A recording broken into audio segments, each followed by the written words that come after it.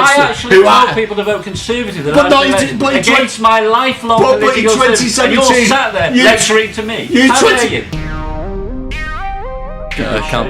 Why? Should be ashamed of what happened that night. I'm talking about Ivan Lewis. I'm talking about Ivan Lewis. Everybody, appalling, disgrace, Ivan. Absolutely disgraceful. The consequence of that room being packed with representatives of one minority community was to get rid of a young Jewish councillor. And no, that's factually inaccurate. Why do you allow a young Jewish councillor to be sacrificed in that shameful way? I don't remember you being in there, Ivan. Weren't you suspended by the Labour Party? In this week's episode, we're going to talk about bullying in the Conservative Party, Sir Keir Starmer's plans to abolish the House of Commons, the failing police force, and more. Watch until the end when we're going to try and tackle some accusations in the Conservative Party which are very close to home, so I'll watch that in. So joining me on the panel this week, we have Ivan Lewis, former Labour MP, and you are Russell Bernstein, leader of the Bury Conservative Party. Yeah. So let's jump straight in. So Gavin Williamson, who was really high up in the Conservative Party, resigned 2 weeks ago after he was accused of bullying his colleagues. This week, 3 separate bullying complaints were also made against the Deputy Prime Minister, who is also from the Conservative Party. What do you make of this? Well, I obviously was a minister for 9 years, so I've got some views. I think the first thing to say is everybody deserves due process. So if there is an investigation underway for both these individuals, they deserve due process. Yeah. Put their side of the story, and then an independent judgment needs to be made. There is a lot of material out there about what Gavin Williamson has said and his behaviour in the past. It doesn't look very good, okay? But he will have his side of the story.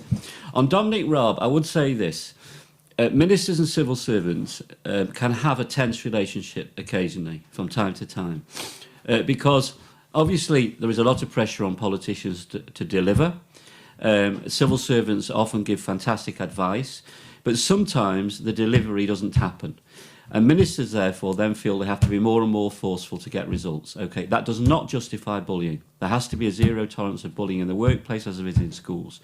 But because somebody is assertive in saying this really has to be delivered for the public, that's who I'm here to represent, does not mean necessarily they're a bully.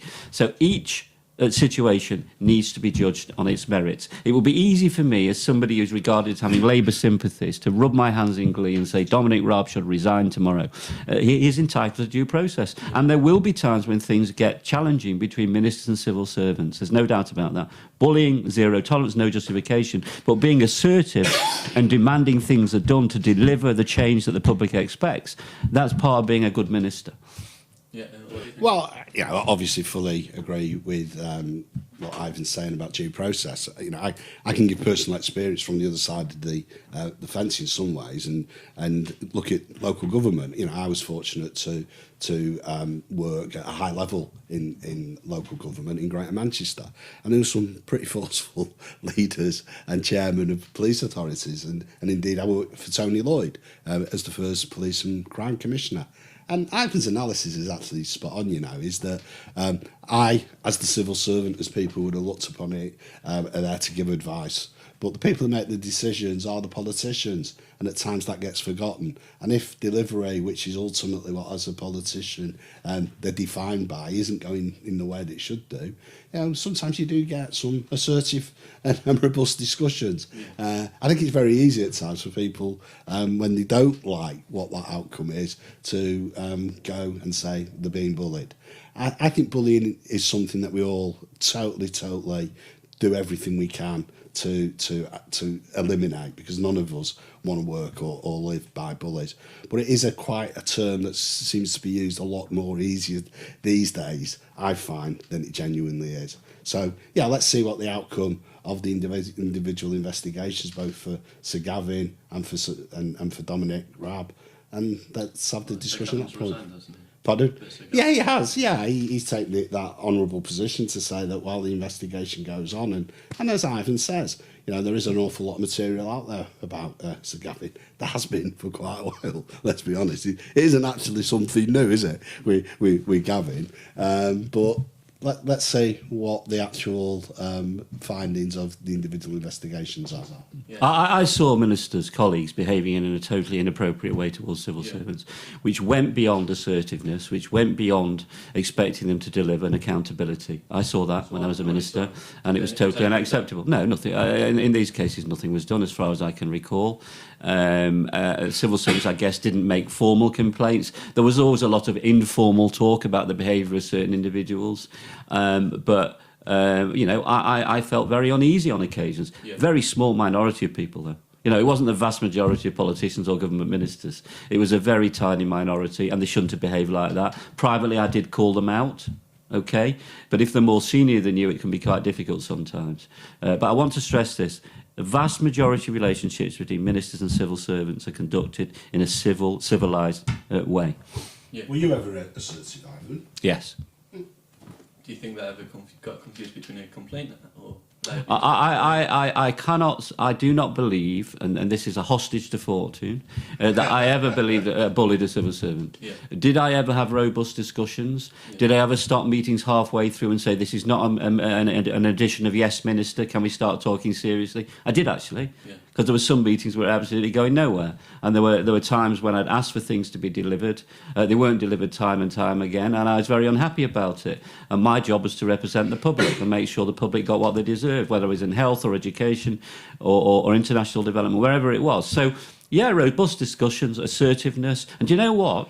Civil servants respect ministers who are clear about what they expect, respond quickly to documents that they're sent, in terms of requiring recommendations rather than sitting on them for weeks, which some ministers do because they can't make a decision. And they want ministers who provide leadership. What they don't want is ministers who can't make decisions, right? Who don't know what they want, who are all over the place. 1 minute they ask for one thing, the next minute they're asking for something else, okay? Yeah. So they want clear leadership, actually. They prefer working with ministers like that. But what they don't want, quite rightly, is to be bullied. But it's that line between being bullied and assertiveness that we need to be clear about, which is why only a due process can determine that from somebody independent who's an expert on these issues. The thing I put on that, what I would expect, though, from the civil servant, the senior official, is when politicians now who will make demands, I think it is the role of the civil servant to actually say whether or not it is deliverable. Yeah. Because I think that's sometimes, I think we all know that some of the things that the civil servants, local government are asked to deliver at times from politicians are actually no more than political window dressing and actually can't be delivered. And I think it's really important that a good, strong, robust civil servant, a confident civil servant or local government officer is able to have that honest discussion. Russell is right. What I didn't want was yes men or yes women, which is why my point about yes minister. Right? Yeah. They would sit there nodding their heads. I wanted robust discussion. People who would challenge me if they thought I was wrong, or if there was a different perspective, or there were good reasons why we should do things differently. Okay, that was what was the best time of my period as a minister, when I had a group of people that I was working with who you could sit round a table and have that type of quality discussion with. But at the end of the day, when you went out of the room, you were all working towards the same goal, which was to deliver for the public. Brilliant. Let's move to the next question. Sir Keir Starmer, leader of the Labour Party, says he plans to abolish the House of Lords. What do you make of this? One would expect Sir Keir Starmer to come up with something like that. I think that there is the need to have a sensible discussion about what a second chamber should do, and there is elements, I'm sure, that would look at appointees as having and people who are hereditary having a sort of influence as they're not democratically elected. I understand that, but I think it comes from the debate of what we're expecting a second chamber to do, because let's not forget we have got some of the most experienced people sitting in our second chamber in the House of Lords. It's not democratically elected. Well, it hasn't, but that's where it comes, I think, to the definition of what you want the second chamber to do. You've got people from around the political spectrum, people who have, Lord Blunkett was one who made contributions during the week, people who've been there and done it. I don't think we should automatically discard the contributions that people like that can make in our public life. So for me, the starting point is the definition of what we want from a second chamber. What do you want from a second chamber? I think the second chamber should be able to hold the Commons to account in a way that maybe it's linked to our previous discussion of it becomes this sort of conscience of actually is this in the best public interest, to take out some of the political side of it, to try and create a chamber that's the whole point. That's why people are going against it. Well, we have cross. It's not politically neutral, as it should. Well, but there is elements of it, isn't it? And maybe that's where the discussion needs to be. We've got cross peers, and we've also got people who regularly, actually, there's a lot more history of people voting against governments in the House of Lords than in the Commons themselves. No, the So. protest bills, I believe they just did. Yeah, they have, haven't they? And it's been over many years, hasn't it? And at times they had to legislate, haven't they? So it's a very interesting debate. Do you think people are going to like it, or? Well, I think there'll always be, whenever we've had discussions about it previously, there's a mixed bag, isn't there? Yeah. But for whatever reason, the Lords have survived, haven't they? Yeah. Because both Labour governments, Conservative governments have seen the value in a lot of what it does. I agree with much of what Russell has said, except for there are increasing numbers of people being put in the House of Lords because they give vast amounts of money to political parties, not on merit.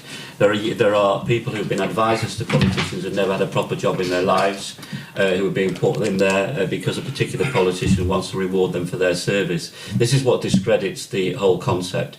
So there needs to be a second chamber. It needs to be a revising chamber which can revise legislation and send it back as it does now. It needs to be, as Russell said, a chamber that holds the Commons to account. But I do think, and we need high calibre people there as well, quality people. So do you think what the system we have now is right or wrong? No, it's wrong. It's got to change. Is the Keir Starmer solution, is that right or wrong? I think you could have a hybrid between elected. So we have the region, the voice of the regions, for example, not just London South, East-centric people disproportionately heard there. We could have a bigger voice from the regions. I think we could also ensure that there is proper representation from women and from ethnic minorities. So you're saying to change it to democratically elected? Or? And I think so the hybrid model where you would have a significant element which was democratically elected, and you would have some people based on the contribution that they'd made to society. Who would judge that? Pardon? Who would judge that? Well, you'd have an independent commission. Okay, not like this now. Who said these people of sufficient high calibre in terms of the service they've given in whatever sector, not just in politics, could be medicine, it could be education, it could be business, and therefore, so I would favour a hybrid model. Would you think that's also I think it's got merits of consideration. I think what we shouldn't lose, and Ivan's probably articulated it a lot better than me, is the contributions that people have made who probably wouldn't now. Would you think his hybrid model is better? Well, certainly. I think the important thing is having people of calibre available to discuss it. What's the best way, do you think, to go about that? Well, potentially a hybrid model is worthy of consideration. Yeah. So let's jump on to the next question. Rishi Sunak is reportedly going to restrict how much Conservative politicians are going to be interviewed on TV and radio. Is this a sign of him taking control of the Conservative Party, or is this Rishi hiding away from the public? I think that in the real world, in the modern 24-hour media scrum, including social media, which you're very good at, Ellie, you have to have professional management of media. Yeah. If you're an organisation that wants to run the country or wants to be the official opposition, you have to have a professional, disciplined approach to the way you manage communications. And if you don't, so you think that's no. So I would say to you that, of course, he has a right to choose the most effective way of getting messages across. However, you cannot, as a Prime Minister or a government, run away from legitimate accountability. And what's been happening time and time with this government is they've got into such a mess in the last 12 months particularly, they do not field spokespeople on the Today programme, on the breakfast shows, because they're terrified of the legitimate questions that journalists will ask. That is entirely unacceptable in a democracy. So if he's talking about professionalising government communication, making sure that we have effective dialogue between the media and the government and other politicians, I have no problem with that. But if he's talking about muzzling legitimate journalism, legitimate accountability on behalf of the public, then that's not acceptable. Conservative Party has behaved badly on this in the last year when they've been in a political mess. They've hidden often from the media, and it doesn't work. We've seen it doesn't work. The media will get you if they want to get you. And you know what? The media will be even more determined to get you if you hide from them, and if you're not willing to be held to account by them. Reminds me of Boris Johnson running away from Piers Morgan into a fridge. I'm sure you both remember that. That was quite amusing. But that is Boris. That's typically Boris, isn't it? He's not the only one, though, is he? Yeah. So do you think this is really just not? It's not really taking control, or is it him trying to take control? We don't know, because it's been reported through the prism of the media again, hasn't it? Yeah. We don't know whether it's about limiting exposure to the media, so the government doesn't find itself in daily difficulties because of a bad interview, right? And it's also the quality of the people you send on these programmes. If you send people on who are not properly briefed, who don't do their homework, can't answer the questions, then within a few hours the whole news agenda for the day can be dictated by a terrible interview where politicians got it wrong on behalf of the government, or in fact on behalf of Keir Starmer. So these are all things that have got to be looked at in perspective. Okay, but certainly hiding from, which has happened, running away from the media, not wanting to be accountable to the people, the public via the media, that's not acceptable. Russell, what do you think? Well, I think it comes from your own personal style, doesn't it? I believe it's really important to communicate. Even the bad news stories, you've got to get out there and defend it, justify it, or even put your hands up, because there's no harm in these days. Actually, I think the public responds to it when they say, actually, we might have made a mistake there. Yeah. I'm not so sure, though, we should read too much into what Rishi's actually saying, because allegedly what he's saying is that he wants to control the people who go out there. Well, I do think... And controlling how often they go out there. Well, yeah, but it's about message, isn't it? And I think one of the big problems that we've had over the last 12 months in the Conservative Party is that the message has been mixed. Yeah. And, and discipline hasn't been good. So, there's been lots of people from all parts of the party who have at times been jumping around. That discipline and that order has to be restored, because what everybody in the Conservative Party does need to understand, that whilst we stand where we are at the moment on opinion polls, and that doesn't look too encouraging, it has started to look better. There is still 2 years to go, and in the next 2 years, what's fundamental for the Conservative Party is to get on message, is to get behind the Prime Minister, and is to start talking as a party that is really serious about being elected for a fifth time. So any moves that are done to restore that balance, to restore that discipline, I think is a Conservative. Do you think it's a good sign that they're taking control of the message? Certainly. Is there any chance it could be like the other option Well, I just said? You don't think there's any chance? It's ridiculous, because it comes back and bites you, doesn't it? We've got to be open with the public. Do you think there's any chance it could be on that side? I don't think so. I think what you'll see with Rishi, and already things are beginning to normalise, to become, as was said by Michael Gove, a little bit more boring. And we need a little bit more boring, because it's been one hell of a 12 months, hasn't it? And in that boring, there needs to be some stability and some discipline restored to the Conservative ranks, because that has contributed as much to the problems we're in than as much as anything else. Brilliant. Let's jump to the next question. The Home Secretary, Suella Braverman, says she expects the police to cut murder crime by 20% without explaining how, as half the UK police force fail to meet the minimum standards that they're required to meet. Is this a sign of the Conservatives reforming and recovering the police force? It's a sign of the Conservatives leaving the country blindfolded.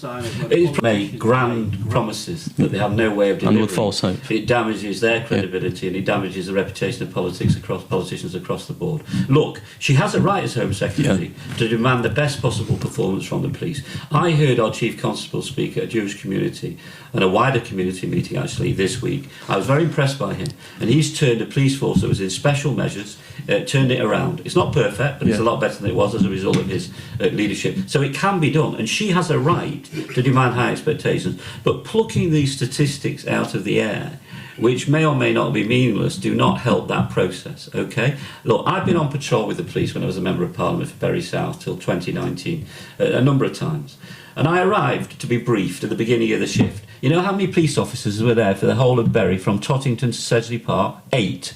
Really? Yes. And if anybody got arrested or had a suicide threat during the night, 2 police officers were taken off the streets to deal with either an arrest or a suicide attempt. So you were down to 6. That is the scandal, as well as a lack of reform and organisation. So you need good leadership. which demands the highest standards from police officers, but you also need bobbies on the beat and community policing. And one of the tragedies of austerity was this. We restored, through a combination of community support officers and police officers, the bobby on the beat approach to policing, community-based policing. They dismantled it almost overnight because of austerity, and we have never got it back. I welcome the fact that the new Chief Constable has said that we have had enough of this nonsense where our police officers are driving around in cars, they're not actually rooted in their communities, and bringing back, if you like, community policing. I really welcome that. But the fact he was dismantled is a source of shame, really. So what's the solution? Is it to bring that back and to give more money towards policing? It's a combination of making sure there are enough police officers. Yeah. But how do we achieve that? There are not excessive levels of sickness, so that's also how you treat police officers. Also. And also extremely good leadership, from the Chief Constable to Chief Superintendents to people in charge of community police officers at a very grassroots level. It's a combination of all of those things. It's the same as in any public service. Adequate money to enable them to do their job, but also demanding accountability and quality, and that leaders make services work on behalf of the public. Policing is no different. But I'll be honest, the scandalous lack of police officers, and some of that's beginning to hopefully be turned around, has been impossible. The police couldn't do their job, let's be honest about it. But also we had very, very poor leadership in Greater Manchester, as one example. That has been addressed. There needs to be more officers coming into the system. But these random targets are either, I'll tell you in my experience what they are, they're either so easy to meet that the politician will be able to say within a year, we met this target. Well, actually, it was so easy, anyone could have met it. Or they're desperate at the time because you want to show that you've got a clear agenda. And yet what that does, by the way, is it could distort in a police force how they prioritise policing. Just say murder is not the single biggest problem in Greater Manchester, but robbery is and burglary is, okay? What will happen as a result of her announcement is that police officers will be dragged to deal with murders, which may be a tiny minority of what GMP is dealing with on a daily basis. So really, this question of making these grand announcements, you've got to be very, very wary of them as the public when you hear them from politicians. What do you think? Ivan, as this recovering politician, as he described himself on Thursday, always comes to numbers and to. And it was quite interesting, wasn't when you in the police force? Absolutely. In the Greater Manchester area. Yeah. One thing, let's just look at what the Home Secretary is saying. Reducing murders by 20%, I think she said.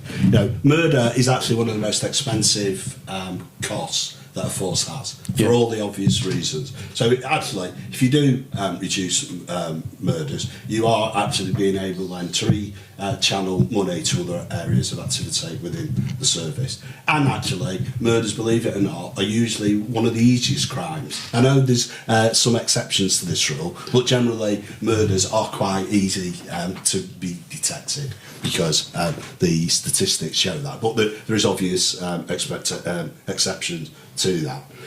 What and the argument I think that Ivan tries to put forward, why it fails, and I think Greater Manchester is actually the prime reason for it, because what we've seen in a period of 2 years is the turnaround in a force that was failing, not recording crimes, the fundamental issue. You're talking about Greater Manchester. We're talking about Greater Manchester Police. What was the figure? About 80,000 crimes not recorded. Which is probably one of the biggest indictments you can get on any public service, actually not recording the issue that people come to you. And yes, there has been some improvements in numbers because of government funding, but the turnaround has been because Stephen Watson is just returning to good basic policing and common sense. So what do you think of policing actually is a series of people who deal with issues on a common sense perspective. And I think Stephen Watson and his command team, particularly his deputy in Terry Ward, are people who are great exponents. So what do you think of Suella Braverman's, what do you think of what she said then? Well, it's a target. Do you think it's reasonable? Or like Ivan said, it might be very unrealistic and just to get the public... I don't know what the figures are and what 20% means, but... Does 20% sound a lot? Well, it's a fifth, isn't it? So, but... there probably isn't that many murders committed, but the amount of finance that they take, that fifth, then can actually then fund a lot more activity in a force the size of Greater Manchester. what were you saying? So I would say Russell, I agree. So I would say Russell, I agree with you. I mean, Russell and I agree on the need for reform and good leadership. I said that throughout my contribution. But my challenge to him is this. So I agree with him. Okay. Yeah. The challenge to him is this: 8 police officers in Bury on a shift from Tottington to Sedgley Park. What chance have those police officers of doing a good job? What chance have we got of being protected as a community? The second challenge is this: they said they would create 20,000 extra police officers. What they didn't tell you is they'd cut 20,000 police officers during the period of austerity. So all they were doing is going back to the levels that we had in the first place. Look, it's a combination of investing in the police, valuing the police, respecting the police, and having adequate numbers. And it is about, as Russell quite rightly says, quality leadership that demands the best possible performance. But one without the other is not going to deliver for the people of our communities. It has to be both, Russell. You know that. You did the job for many years as the clerk to the authority. You know that full well. But what we also realised, Community policing. Policing. Yeah, but who didn't have the powers of arrest because you don't need it. Everything that police officers do didn't necessarily need to have powers of arrest. During my time as within the police authority, although under a Labour government, yes, there was possibly seen to be more numbers, but they weren't out there policing. They were doing training jobs in Sedgley Park. I can shake his head, but I can tell you that in Greater Manchester Police, because I oversaw it, had one of the greatest exercises in removing police officers from non-operational positions, because that was the indictment of having police numbers. More than we used to have. Well, the other thing that I would say to Ivan is those same 8 police officers that when he went out to the beat in the areas he said, how many was, anyone would think it was under a Labour government, it was significantly higher. It wasn't. Do you think this is higher than it used to be? What we currently got at the moment. But policing isn't just about, what you have is various different teams who are available at various times of operations. But 8 isn't a lot. Well, 8 isn't a lot, but then they get supported by other issues. To do neighbourhood police. The other thing, and David Wilmot, a name from the past, always said to me, way back in the early 90s, the chances of a police officer actually finding a robber while he's actually walking the beat is very, very remote. What policing is, when you're walking the beat, what policing actually does is give public reassurance. There is undoubtedly public reassurance. There is undoubtedly important. Of course it is. So, but let's be clear what it actually does in policing terms. It doesn't solve crimes. So there's no need. It helps prevent crimes as well. Well, it doesn't. It doesn't. You see, this is at the heart of the problem. Yeah. They don't really believe in community policing. This chief constable thankfully does. No. By the way, what stalls crime is intelligence-led policing. Yeah. This is the language we heard for years when they didn't deliver. Well, that's from Chief Constables. They never delivered. That was Chief Constables that was of the their Labour excuse government for not having community police officers. No, I'm sorry. When I was an MP, I used to knock on doors in the early years. Yeah. Not one serving police officer who answered the door would vote Labour. By the time I finished, when I knocked on a door, they were hugging and embracing me. They were so detested the way they'd been treated by this Conservative government. They were the party of law and order, the Conservative Party, for many, many years. Now they have lost complete confidence on the police. There is obviously one very, very big weakness in what Ivan is saying there, isn't it? Because rightly or wrongly, for the last 12 years we've had a Conservative government. So all those people who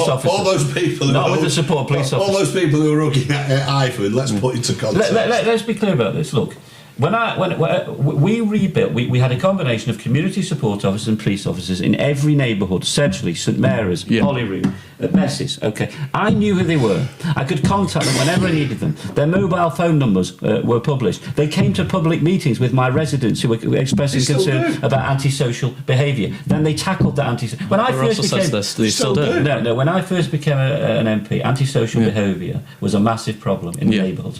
After a few years of rebuilding neighbourhood policing, all of that, a lot of that antisocial behaviour disappeared because police officers were getting there, they were dealing with it, they were tackling it properly. It never happened before. So, Russell, you know full well that Labour government put more money in, but it wasn't just money. They rebuilt the notion of community-led policing. When people like the Chief Constable at the time you were working with talked about what we need is intelligence-led policing, what that meant was hardly any community policing. Yeah. Well, the chief constable... And that's not right. It's not right in terms of public confidence. It's not right. The chief constable that I'm talking about, who was a great advocate of that, was Michael Todd. And Michael Todd, for a time, whilst he was with us, was probably one of the best chief constables Greater Manchester ever had. Yeah.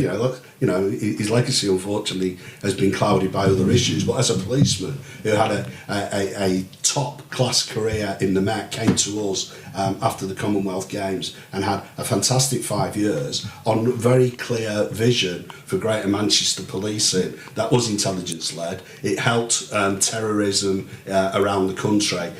Who knows where Michael would have ended up, and with the things that I think I was beginning to criticise. When Michael Todd was serving, was exactly the era when he had the benefit of those resources, when community policing was in place, and alongside that he did this, very good stuff on counter-terrorism, anti-radicalisation, where of course you need intelligence-led policing. But what has happened is, when this term is used, with all due respect to Russell, with people involved professionally in policing, what it usually means is the public, you public, are naive when you want these bobbies on the beat. It's naive. You don't need them. We need all these high-level people doing intelligence-led policing. It's not true. Public reassurance and visible presence in neighbourhoods matters massively in terms of crime prevention, and also, do you know the best people to tell the police about suspected criminals, where they live, who they might be, how to get them? It's ordinary members of the public living in those grassroots communities. And when the police lose contact with those communities, they lose contact with tremendous sources of information.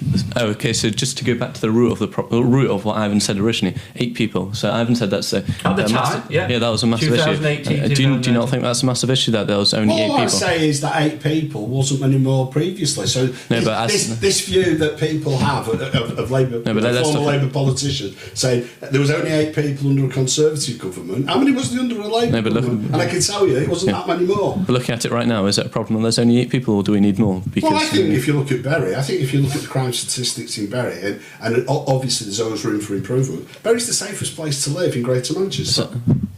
I would also say, Ellie, that I would want to put on the record my appreciation of the tremendous work the police do with the CST and policing community on the Sabbath, on Jewish holiday. I interviewed David DeLuke from CST on too. It's been a remarkable story, the way, despite cuts, despite challenges, police are always there, always have a presence, always make it priority, always understand the anxiety that the community and the threat that the community feels. So it's very important on programmes like this, we place on record our appreciation for they've never stopped doing that despite the cuts and the challenges of it. And I'm sure Russell would say the same. Yeah, of course he would. Of course, there is excellent examples of working in partnership. That's what public servants should do. And Greater Manchester Police, who lost their way for a couple of years under the previous Prime Minister, we lost our way. You're right the first and Chief Constable. There is a no, he's right about the previous leadership of Greater Manchester Police, and he's right about the new leadership. And let's not let that distort the situation, because Greater Manchester Police, as with all public services, are as good as your leaders, and never underestimate the impact leaders have. Okay, brilliant. Let's jump into the last point. So, as I mentioned at the beginning, we had Jordan Lewis come on as a former Conservative councillor. I'm just going to quote something. So last week he actually accused the Bury Conservatives of being too busy, actually quoting him now, too busy sticking knives in each other's back and running off to the media. Right. So Jordan claimed that he had to leave the Conservative Party, maybe got kicked out of the Conservative Party as a benefit of someone else's career. What do you think of this? Well, if you're speaking to Jordan as recent as last week, yes. I don't know to what extent you spoke with Jordan, but I think it's important then that we get the chronology of what might well be seen to be the issue. It is right that Jordan Lewis was one of our councillors in what was the old Churchwood. It got changed following the boundary review, which meant that we had all-out elections for all 51 seats in Bury in May 2022. The Conservative Party, and I suppose similar things must have gone on within the Labour Party, democratically elect their candidates in wards, actually. So the way the Conservative Party decided to go on getting 3 councils in each of our wards was to say to each of the ward memberships, you will decide on who your candidates are. We have an approved list of candidates, and all people on the approved list were advised of this. I myself, as the standing councillor, and my colleague Nick Jones, who was the leader at the time, Nick, were the two standing councillors in Pilkington Park, as an example. Our third colleague had decided to stand down for various reasons, or Caserta. So we had a vacancy at Pilkington Park. Yeah, he was accused of anti-Semitism. Yeah, and the party dealt with that. But in Pilkington Park, Nick, had to go through a re-election process. In Church Ward, which became Bury West, there was exactly the same process. There was in Pilkington Park, we had 6 people who were in for 3 slots. Myself and Nick being part of that 6. In Church Ward, there was 4 for 3 slots. So Nick and I went through our ward process with a new colleague a new candidate was decided upon, called Anton Slavic. The 3 of us stood in May, 2 of us got in. So what happened with Jordan? And Anton didn't. So what happened in Bury, in what was then Bury West, the members of the ward decided that not to nominate Jordan. So the Democratic... this past election? No, for May 2022. Yeah. So the Democratic view of that ward membership was to go... He said that you called him up asking him to be a councillor. No, that's for 2023. Okay, that's why I said the chronology is really important. Yeah. So the chronology is get that really important. So for the May elections of 2022, the members of the Bury West ward decided to go with Jackie Harris, who is... they decided to go with other people except for me. No. Was Jackie Harris, who everybody knows is Jewish. Yeah. Dean Vernon, who'd been also around the Church Ward, previous Church Ward for a couple of years. And they also decided to put forward Shabazz Arif. So in the view of many of us within the Conservative Party, in what is considered to be probably our safest seat, if we have safe seats anymore, we had one of the most diverse set of candidates that I would think any party in Bury would put forward. That was, for me, who chaired that meeting, by the way. I chaired the meeting in which those nominations were made, was a source of great pride of how the Conservative Was Jordan as a Should be ashamed. Why? Should be ashamed of what happened that night. Why? Because you should. Because the Democratic... So what actually happened was a young Jewish councillor at the age of 22 started off his life in politics. Ivan, be careful. When you quote facts. Expected to be treated with respect. Yeah. Had been a councillor for a short period of time. 12 months. By all accounts, he'd done a really, really good job for his ward, for his residents as a councillor. Yes. On that night, the room was packed with representatives from one particular minority community. The consequence of that room being packed with representatives of one minority community was to get rid of a young Jewish councillor. And that's factually inaccurate. What's worse? I was in the room. What's worse about this is that the MP in Bury North knew exactly what the plan was, which was to replace Jordan Lewis with this particular individual, an individual who was then exposed as having made comments that were of an anti-Semitic nature. Unproven. He's been subsequently promoted to the post of chief whip by Russell Bernstein. Let me finish. Let's get this 100% correct. Russell Bernstein chaired the meeting. He's quite right. Yes. A large number of people. I don't remember you being in there. A large number of people turned up. Yeah. Let's be clear. I don't remember you being in that room. One minority community deliberately to replace a young Jewish councillor with somebody else from another minority community. If that would have been done in Corbyn's Labour Party, there would have been absolute outrage. In addition to that, this same gentleman who replaced Jordan Lewis, was then exposed to have been alleged to have made anti-Semitic posts on social media. Yeah. Russell Bernstein has promoted that gentleman, who was put in to get rid of Jordan, to the post of chief whip, despite the fact of this anti-Semitic social media post. And then in that same election, there were 3 Conservative candidates, in addition to him, who were found to have posted anti-Semitic materials on social media, some of whom remain in the party holding positions. And my challenge to Russell Bernstein is quite simple. When this happened in the Labour Party, right, people like me were told by people like him that we should get out of the Labour Party, we should condemn anti-Semitism, no Jew can vote Labour, and he was right. And that's why people told people to vote Conservative at the last general election, okay, which wasn't easy for me, right, because my identity was more important than my political tribe. Russell Bernstein should do the same in terms of the anti-Semitism in his party. I'm not calling upon him to resign. Right? I'm calling upon him to justify why these people have not been thrown out of the Conservative Party and why he's promoted one of them to the position of chief whip, and why he allowed a young Jewish councillor to be sacrificed in that shameful way. A young 22-year-old idealistic Conservative who thought he was getting into politics for the right reasons. That was done to him on that night. A group of people from one minority turn up to get rid of a young Jewish councillor. Surely, Russell, you should not be colluding with such behaviour. It's not collusion at all. Democracy isn't collusion, Ivan.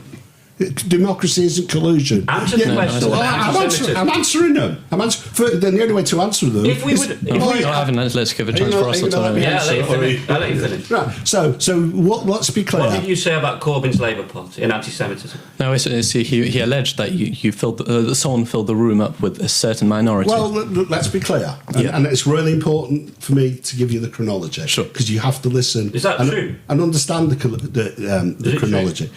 That members of the ward were allowed, as in all parties, you had to be a member for at least 3 months to vote in the ward. All members of the Bury West Conservative ward were present in at that meeting. But is it true that they were filled up with a certain? There was in excess of 20 odd people at the meeting. I'm saying, but what they filled up that were a certain culture. They were members of the ward. So they're predominantly from one minority community. But what difference does it matter? So they were. But they were members of the Conservative Party in that ward and had a legitimacy to vote. They went on block with one reason alone, to get rid of Jordan Lewis on that night. That's shameful. If we're talking about anti-Semitism, and this is what the attack is, why then didn't they get rid of both Jewish councillors? Because she wasn't in the frame. It was Jordan Lewis or this guy. You know that. So why mislead the listeners? It was Jordan Lewis or this guy. No, Jackie Harris wasn't even in the frame. So it's not anti-Semitism then? Yes, it was. Why was it? So why not get rid of Jackie Harris? She wasn't in the frame. But if the motive, they went there. Russell knows. This is what's disappointing. Ivan is. Russell knows they went there specifically to replace Jordan Lewis with this individual that's now. But why does that make it anti-Semitism? It's very. Let's work out. And this guy's been accused of posting. Let me answer that. And he's been promoted by Russell. Let me answer. Look, what we're never going to get agreed, is it? What's happened to these 4 people? I'll answer it all. I'll answer it all. I'll answer it all. I'll answer it all. Are any of them out of the party? Well, you let me answer. You're going to just continue.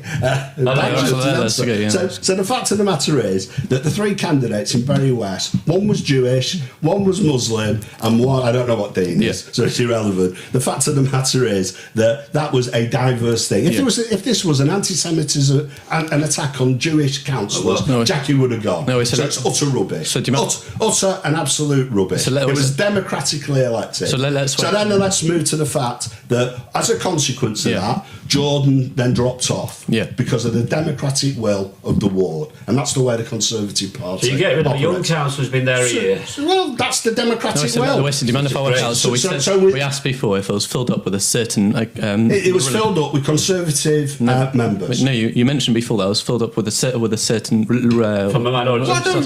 There was over 20 people. It went there for a reason, to get rid of Jordan, replace it with a particular candidate. candidate. They went there to do their Organised. democratic right of deciding who they felt would And be you the knew what three, was gonna happen the as three well, best didn't you? people to represent. Were those people filled up in advance? What knowing relevance is it? No. But it's fundamental to it. It's Yeah. fundamental to the whole debate to accept that these people, regardless of what diverse background they come from, were Conservative members entitled to vote. But they went there for a reason. They went to vote for three get rid of candidates. Jordan Lewis Well, they went to and vote for three replace him with your candidates. friend. No, but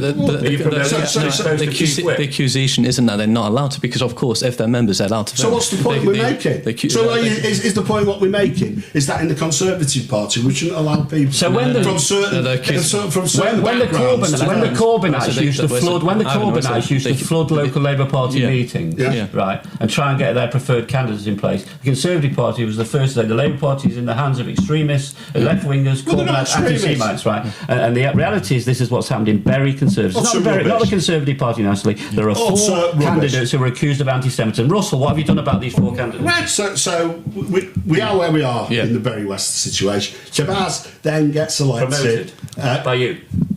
He then gets duly elected by the good people of Bury West. I then, as the new leader, decide on my shadow cabinet. I have no hesitation in making Shabazz Arif my whip. The allegations that have been made about Shabazz are totally and absolutely unfounded. They have been subjected to a review by the Bury Association, which I don't have, only have one saying. Shabazz Arif is an excellent whip. No discussion about that. The anti-Semitic complaints are not founded at all. Not founded whatsoever. So let's go to the other issues in the party that equally have been addressed. And let's go back as far as Bob Caserta. Bob Caserta was found by Bury Standards Committee to have made comments in a selection process about a candidate. Some which were potentially seen as anti-Semitic, others were absolutely appalling on a diversity issue. Yeah. Bob Caserta was suspended by the Conservative Party, asked to undertake training, and when he was undertaking his training, wrote a letter of apology to the individual, was rightly reinstated. Yeah. Yeah. So they would have said such people should be chucked out of the Labour Party, not reinstated. That's what they would have said. I wouldn't have said that. You might have suggested that's what you said. Your party said. Well, we're talking about me. Your party said repeatedly. Well, you're talking about me. So I'm telling you what I would say at that time on those particular things. So Bob Caserta, as with other Labour councillors previously. What's happened to these other anti-Semitic councillors? So then we had a series of candidates in May, because we had to fill 51. Yeah. There was a candidate in Red Vales, Shaf Mahmood, who posted anti-Semitic comments. Did you get rid of him? He was immediately suspended. Yeah. Because we dealt with this within hours. He then was subject to, as we said earlier on about the issues with Dominic Raab and Gavin Williamson, was subjected to a hearing for due process and was expelled from Bury Conservatives. Expelled. Let's hear about the others. Expelled from Bury Conservatives. So that's really great. So what was promoted? What was expelled? Well, yeah, but the one who was promoted, the one who was promoted, Ivan, in the view of the Conservative Party, didn't do anything anti-Semitic. So dealt with swiftly. The one that you said that got promoted. Did he also go through a hearing? No, yeah, he went through a hearing. Yeah, there was nothing found. They placed Jordan Lewis. The issue was it was something that people don't like. Well, that's fine. Let's hear about the other two. If there's nothing, so the other guy who was subject to immediate disciplinary action was a guy called Sham Raja. Yeah. So Sham Raja was suspended immediately. Yeah.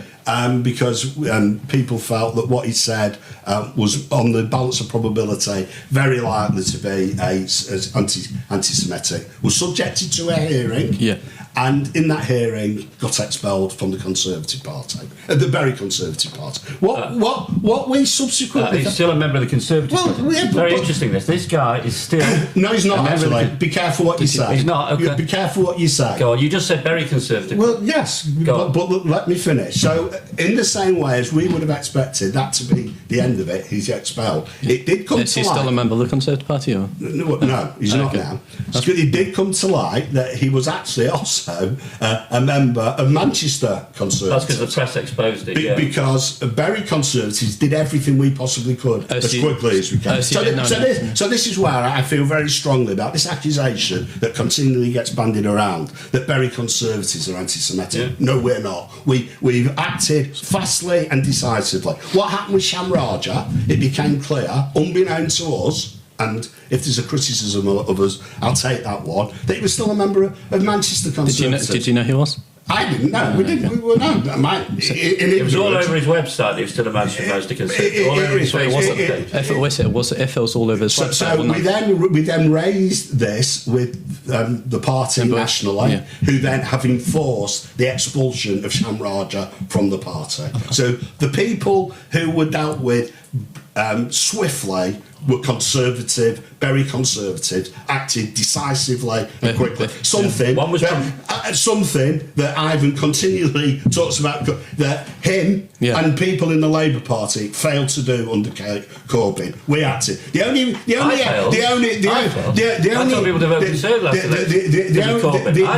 What about 2015?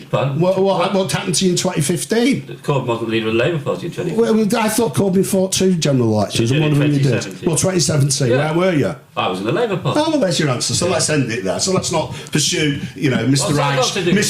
Well, was Corbyn only became an anti-Semite in 2019? No, the allegations about Corbyn, the evidence about his anti-Semitism, started to emerge big time after 2017. Oh, it's conveniently out. It's true. Right. I think there's a great weakness in Ivan. I actually told people to vote Conservative against my lifelong political service, and you're sat there lecturing to me. How dare you? I'll tell you how dare, because 2017 you voted Labour. You wanted a Corbyn government. No, I didn't. We knew we'd get humiliated. We knew. So that's a convenient way out. The only reason he didn't get humiliated because Theresa May fought the most disastrous election. Well, that's how easy it is. So on the basis of the most disastrous election in history, Jeremy Corbyn could have been Prime Minister, and he would have voted and been part of it. Everybody listening to this programme knows absolutely disgraceful. Both left the Labour Party and told people to vote Conservative, which is one step further against me at the last general election to stop Jeremy Corbyn. To stop Jeremy Corbyn. Russell Bernstein is sat there. You conveniently forget about 2017, Ivan. One person. Let's do one has been promoted by him. Yes. The second, but he said that person who got promoted went through an independent inquiry. We don't accept it. You don't will. I don't care what you think. He's employed by the MP for Bury North. I don't care what somebody who was supporting Corbyn in 2017 thinks. He wants to say it's a double standard. He's employed by the MP for Bury North.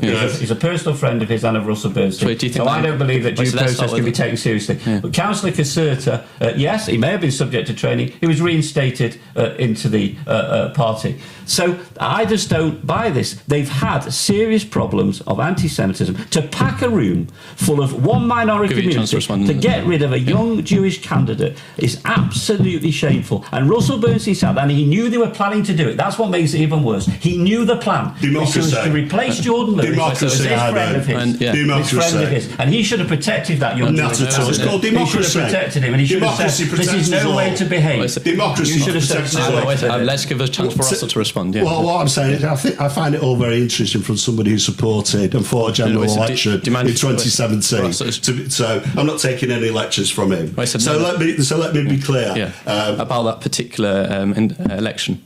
Which election? With We've Jordan. gone through that several times. How many times do you want me to say? These were people who had been members of the Conservative Party for in excess of 3 months, many months. So then let me ask questions on it. So were they filled there particularly to get rid of Jordan? I can't answer that. He knows full well. I can't answer why people come and vote. All I can tell you is that the majority of the people in that meeting voted for 3 candidates. No. I can confirm Jordan Lewis wasn't one of them. But that was a democratic election.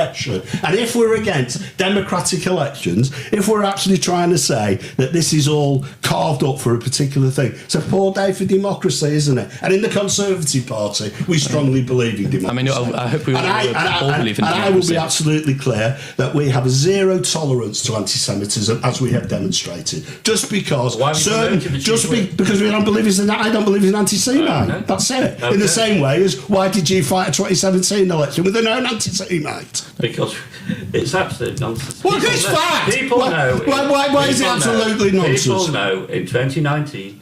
I told people to vote against myself But why? to elect a Conservative. What about 2017? In 2017, we were Jeremy Corbyn was somebody else. No, we fought very hard to get rid of Corbyn as leader. We believed he was going to be. But you fought a general election.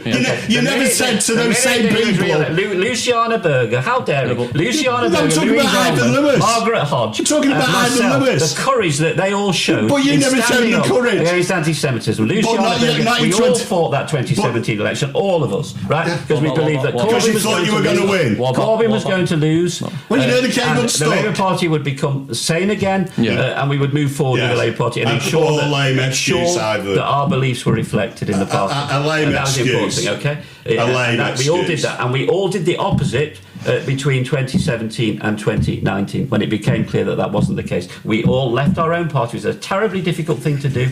I went even one stage further. Well, you suspended at that time, against myself and my party. Weren't you suspended by the What's that got Labour to do with Party? anything? Well, isn't it easier if you're suspended to come out being all righteous? No. I was condemning Corbyn long before that. By the way, well, I don't remember. Long before. But then the contradiction. There were rallies here in Manchester, the Jewish community, where I stood there in 2017. Yes. So you fought a general election as a Labour candidate. I was the one who put in the Daily. I was quoted as telling my party members. So why weren't you telling us all to vote Conservative in 2017? I couldn't vote for Jeremy Corbyn to be leader of the Labour Party. This was in 2016, 2017, because of his because he had supported people who were anti-Semitic. The Daily Telegraph, the Daily Press ran that story. So the idea, and I was the first person that Jeremy Corbyn sacked from the shadow cabinet. Why do you think that was? In 2017. So 2016. So let's get this time. Because chronology is really important. What's it got to do with very conservative? You're the leader.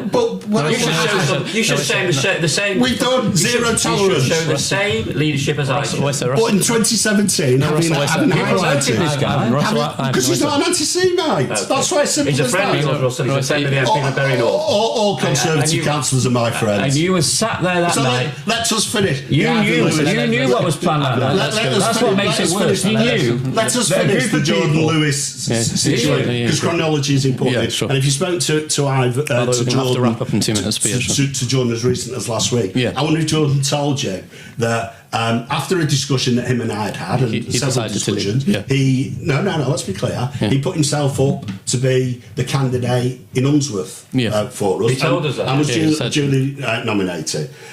Jordan and I had another rather robust discussion because of certain circumstances of policy.